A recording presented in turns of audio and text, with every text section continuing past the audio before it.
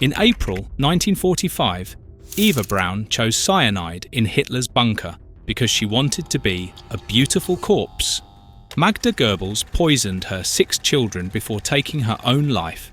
These dramatic endings seem like fitting conclusions to the Nazi story. Women who lived by the regime dying with it. But these deaths weren't typical. Most Nazi wives didn't die.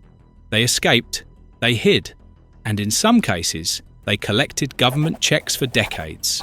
The question isn't just what happened to these women, it's how a system designed to deliver justice ended up protecting the people closest to history's worst criminals. 2 women who chose the bunker. April 30th, 1945. Berlin is falling. Soviet artillery shakes the walls of the Führer bunker, and the Third Reich has hours left to live. Above ground, the city is being torn apart block by block. Below, in the concrete maze beneath the Reich Chancellery, the remaining Nazi leadership waited for the end. Eva Braun had married Hitler just 40 hours earlier. She was 33 years old, and she had spent over a decade as his secret companion, a woman most Germans didn't even know existed. While Magda Goebbels had claimed the unofficial title of First Lady of the Third Reich, Eva had remained hidden, photographed only at private gatherings. Her relationship with the Führer, a state secret that the propaganda ministry worked hard to maintain. Now, in the bunker's cramped rooms, she made her final choice. Cyanide, not a gunshot. Witnesses later said she wanted to leave a beautiful corpse. Even in death, appearance mattered to her. She had spent years being hidden from public view, and now she would control how she was remembered. Hitler shot himself beside her. Their bodies were carried upstairs by SS adjutants, wrapped in blankets, and burned in the Reich Chancellery garden while shells landed nearby. Gasoline was poured over them, and the flames consumed what remained of the relationship Germany had never been allowed to see. But Magda Goebbels' end was darker still. On the night of May 1st, she brushed her children's hair and kissed them goodnight. Her 6 children ranged from 4 to 12 years old: Helga, Hildegard, Helmut, Holdine, Hedwig, and Heda. All their names began with H, a tribute to Hitler. They had been the perfect propaganda family, photographed constantly, held up as examples of Aryan virtue. The youngest, 4-year-old Heydrich, was wearing a scarf around her neck for her tonsillitis. She had been ill for days. Moments before her death, Heydrich playfully called out to the bunker's radio operator, "Mish, Mish, du fish! Mish, Mish, you are a fish." It was the last recorded words of any of the Goebbels children. A 4-year-old's nonsense rhyme, spoken in the shadow of what was about to happen. Then, Magda sedated all 6 children with morphine, likely administered by an SS dentist. While they slept, she crushed cyanide capsules in their mouths. She reportedly believed reincarnation would give them better lives in a world without National Socialism. She could not imagine her children growing up in a Germany that had rejected everything she believed in. The next day, she and Joseph Goebbels followed their children into death. Their bodies were burned, though less thoroughly than Hitler's. The war ends with these dramatic sacrifices, and viewers naturally assume the other Nazi wives faced similar fates, that the inner circle went down with the regime they had served, that the women who had hosted dinner parties at Berchtesgaden, who had worn jewellery stolen from Jewish families, who had raised their children in the shadow of genocide, would face some proportional reckoning. But they didn't. The ones who ran. While Eva and Magda chose death, the other wives chose survival. And in the chaos of Germany's collapse, survival meant one thing: run south. Margaret Himmler fled towards South Tyrol, Italy, accompanied by SS officers who still hoped to escape Allied justice. She travelled with her daughter Gudrun, then just 15 years old, but already deeply attached to her father's legacy. They were arrested within weeks, still carrying the weight of the Himmler name, though Heinrich Himmler himself had already bitten down on a cyanide capsule after being captured by British forces near Lüneburg. Margaret would spend months in Allied internment camps. interrogated repeatedly about what she knew.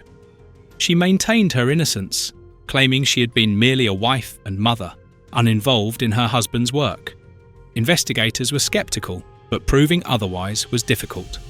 Gerda Bormann faced an even more desperate flight. 8 months pregnant and travelling with 8 children ranging from toddlers to teenagers, she trekked through the crumbling Reich toward Merano, Italy. Martin Bormann, Hitler's private secretary and one of the most powerful men in Nazi Germany, had stayed behind in Berlin. He vanished during the bunker evacuation on the night of May 1st, attempting to escape through Soviet lines. Gerda never learned what happened to him. She waited in Italy, hoping for word. None came. Doctors there discovered she had advanced cancer, a death sentence in the chaos of post-war Europe. She would die on March 23, 1946, at just 37 years old. Martin Bormann's body wouldn't be discovered and confirmed until 1972, buried near a railway station in Berlin where he had died trying to flee. Lina Heydrich, wife of the Butcher of Prague, took a different route. Her husband Reinhard had been assassinated by Czech resistance fighters in 1942, making her a widow before the war even ended. She made her way back to her native Fehmarn, a small island in northern Germany, hoping that obscurity would protect her. She spent years living under the radar before authorities finally caught up with her. One by one, the Allies captured these women. Denazification courts were being established across occupied Germany, staffed by Allied officers and vetted German administrators. The machinery of justice was being assembled. For the wives of the Nazi elite, a reckoning seemed inevitable. It never came, and what happened next might surprise you. If you're new here, subscribe and hit the bell so you don't miss our other deep dives into the aftermath of World War II. The system that couldn't deliver. The Allies faced an impossible problem. They had 900,000 cases to process, and only 22,000 staff to handle them. Think about those numbers for a moment. Every Nazi Party member, every SS officer, every government official, every person who had actively supported the regime needed to be evaluated. Teachers who had taught Nazi ideology, doctors who had participated in forced sterilization programs, businessmen who had used slave labor. The bureaucracy of the Third Reich had touched millions of German lives. The bureaucracy of guilt was simply too large to manage, so overwhelmed courts developed shortcuts. They created 5 categories of guilt, ranging from major offenders at the top down through offenders, lesser offenders, followers, and exonerated at the bottom. The system needed efficiency, and efficiency meant simplification. Complex questions of moral responsibility were reduced to checkboxes. Women were disproportionately classified in the lowest categories: followers or beneficiaries. These terms assumed passivity. They assumed women couldn't have been true believers, that proximity to power meant influence over them rather than influence by them. A wife who had attended Nazi functions and raised her children to worship Hitler was categorized the same as a secretary who had simply kept her head down to survive. But here's what most people don't know. The post-war West German judiciary was largely staffed by former Nazi judges. These weren't men who had opposed the regime, they were men who had served it. They had enforced Nazi laws and sentenced political prisoners. Now they were being asked to judge their former colleagues.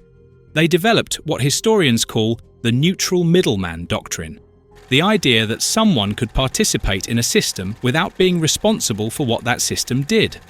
If you processed deportation paperwork, you weren't responsible for the deportations. If you managed a household filled with stolen Jewish art, you weren't responsible for the theft.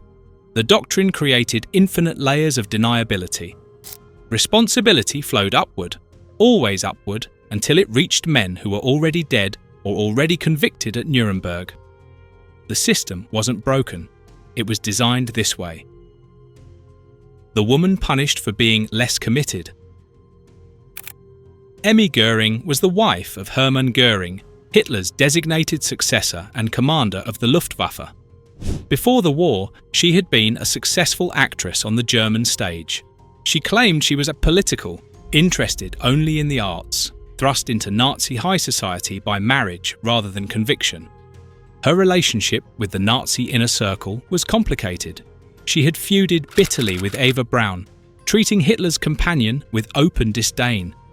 Emmy considered herself the true First Lady of the Third Reich and made no secret of her contempt for Eva. Hitler eventually ordered Hermann to make Emmy show more respect, an order Emmy apparently ignored. As a result, she was banned from Hitler's Bavarian retreat, the Berghof, excluded from the most intimate gatherings of the Nazi elite. In 1948, a denazification court convicted her of being a Nazi activist. Her sentence was harsh by the standards of the time: 1 year in a labour camp, 30% of her property confiscated, and a 5-year ban from performing on stage. The woman who had once lived in mansions across occupied Europe emerged from incarceration to a small Munich apartment. She would spend the rest of her life in relative obscurity, dependent on a tiny pension. But here's the disturbing part. Historians note that Emmy was considered the least ideologically committed of the inner circle wives. Her Nazi Party membership had been a Christmas gift in 1938. She hadn't even applied for it herself. Her connection to Nazi ideology was superficial compared to the true believers who surrounded her. Meanwhile, Margaret Himmler, whose wartime letters showed clear awareness of Jewish persecution, was classified merely as a beneficiary of the regime. In March 1940, she had travelled through occupied Poland and written in her diary about this Jewish rabble and Polacks who don't look like human beings. She described the dirt as indescribable and praised the work of creating order there. She knew what was happening. She approved of it. She put it in writing. Her punishment? Released without prison time. Sentenced to 30 days of penal labour in 1953. Lost some civil rights and pension eligibility. That was it. The wife who was least committed received the harshest punishment. The wife who had documented her own hatred walked free. The inconsistency wasn't a bug in the system. It was the system's defining feature. The widows who collected government checks. You've now seen how Nazi wives escaped punishment through a broken system. Courts too overwhelmed to prosecute. Categories designed to minimise guilt. Former Nazi judges protecting their own. But what happened next challenges everything you think about post-war justice. Some of these women didn't just survive the system, they profited from it. Lina Heydrich's husband, Reinhard, was called the Butcher of Prague. He had chaired the Wannsee Conference in January 1942, the meeting where Nazi officials sat around a table with coffee and cognac and coordinated the systematic murder of 11 million Jews across Europe. The minutes of that meeting remain one of the most chilling documents in human history. Reinhard Heydrich was the architect of the final solution. In May 1942, Czech resistance fighters ambushed his car on a hairpin turn in Prague. A bomb exploded against the rear wheel, driving shrapnel into his body. He died of his wounds 8 days later. The Nazis retaliated with unprecedented brutality. The village of Liditz was burned to the ground. Every man and boy over 15 was shot, 173 in total. The women were sent to Ravensbrück. The children who didn't look Aryan enough were gassed at Chelmno.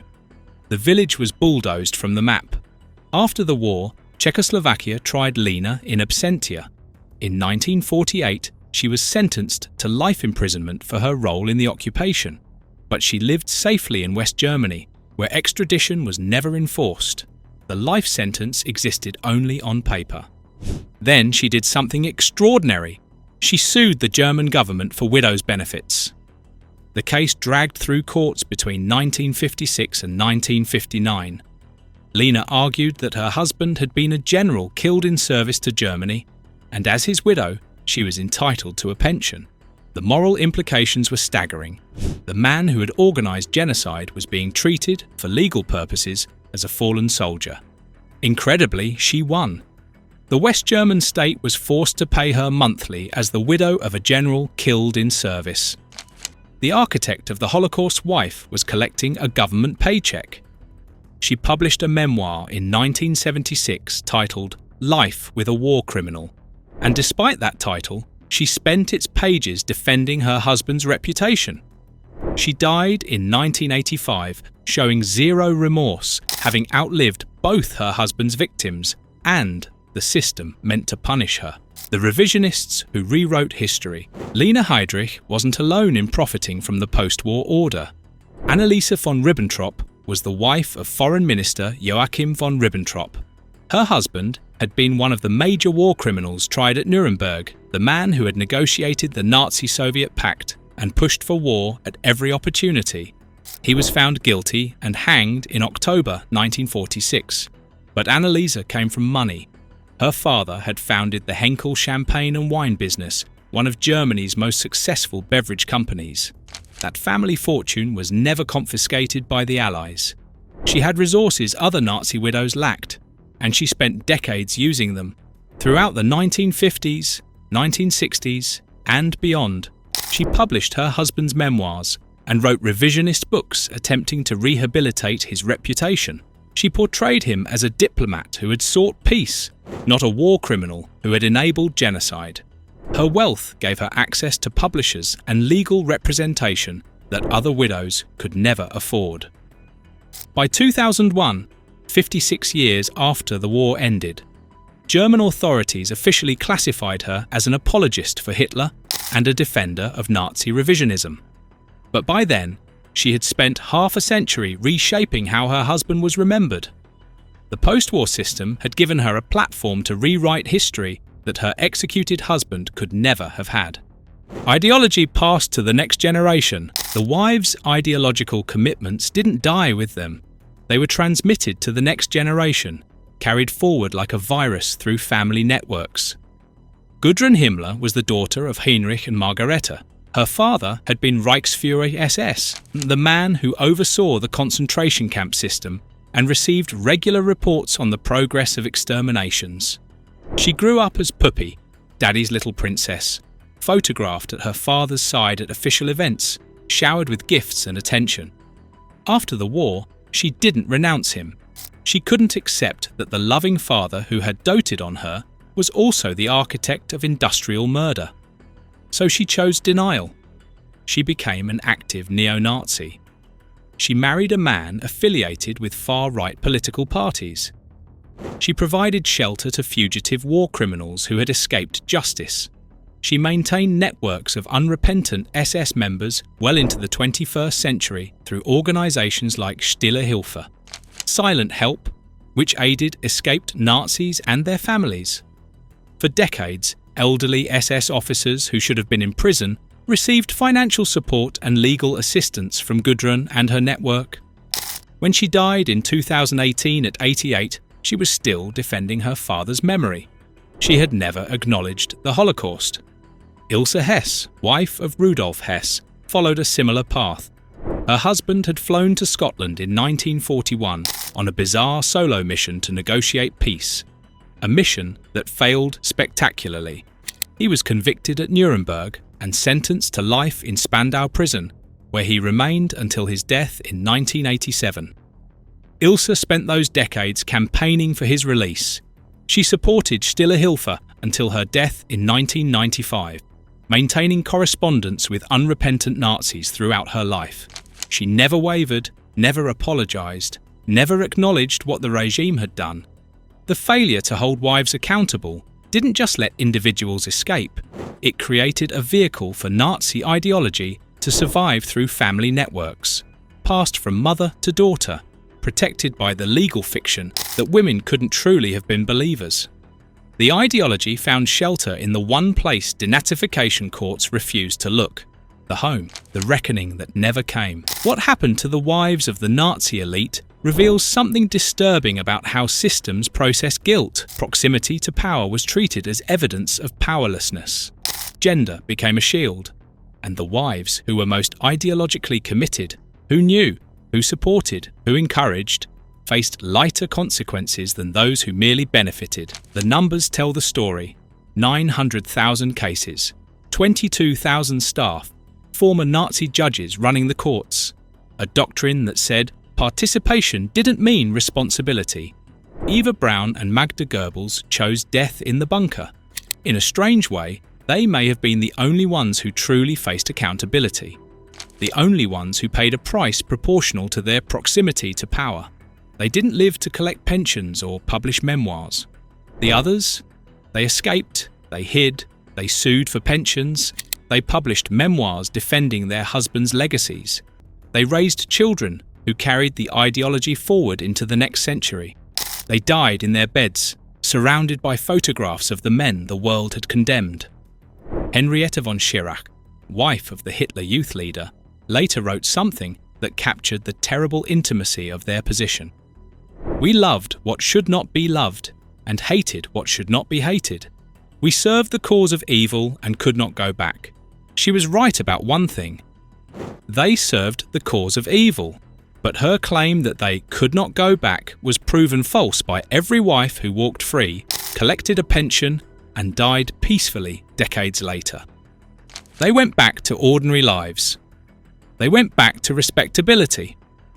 The war ended in 1945, but for the wives of the Nazi elite, the reckoning never really came. Thanks for watching History Hangover.